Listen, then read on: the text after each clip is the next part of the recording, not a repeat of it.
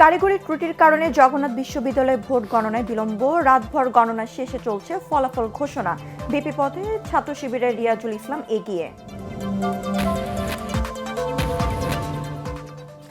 তীব্র শীতে বিপর্যস্ত সারা দেশ, সর্বনিম্ন তাপমাত্রা নওগাঁয় 6.7 ডিগ্রি। রাজশাহী, রংপুর ও বরিশালে বইছে শৈত্যপ্রবাহ।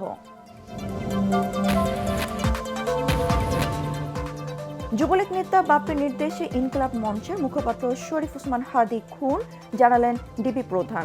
শুটার ফয়সাল করিম সহ 17 জনের বিরুদ্ধে চার্জশিট।